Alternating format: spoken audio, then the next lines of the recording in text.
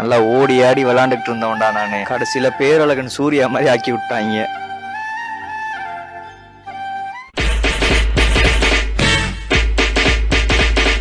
எவன் பார்த்த வேலைன்னு தான் தெரியல. ஹலோ ப்ரோஸ், இது வெள்ளிக்கிழமை காலை.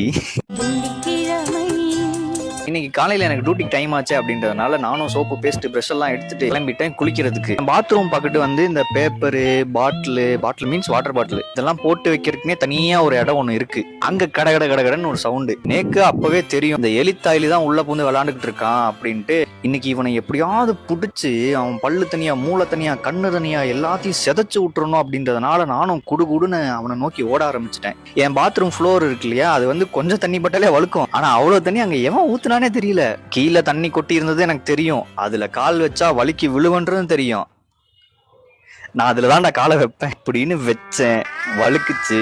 கை கால்லாம் எட்டு போட ஆரம்பிச்சிச்சு. நானும் செவருலாம் புடிச்சு நின்றுவோம் அப்படின்லாம் நம்பிக்கிட்டு இருந்தேன். கடைசி வரைக்கும் நடந்ததே வேற. விழுந்துட்டேன். சுருக்குன்னு ஆபத்து கிடையாது. பின்னாடி எல்லாம் குனிய முடியுது, பின்னாடி மட்டமலாக்க பார்க்க முடியுது, ரைட்ல போக முடியுது. ஆனா லெஃப்ட்ல போனாதான் வலி உயிர் போகுது. கரெக்டா இந்த இடம் இருக்கு இல்லையா, தொப்ப தெரியுதுடா, இந்த இடத்துல வந்து நல்ல வலி இப்ப வரைக்குமே. வலி எப்படி இருக்கு என்ன ஏதுன்னு பார்த்துட்டு அதுக்கப்புறம் உங்களுக்கு அப்டேட் பண்றேன். ரொம்ப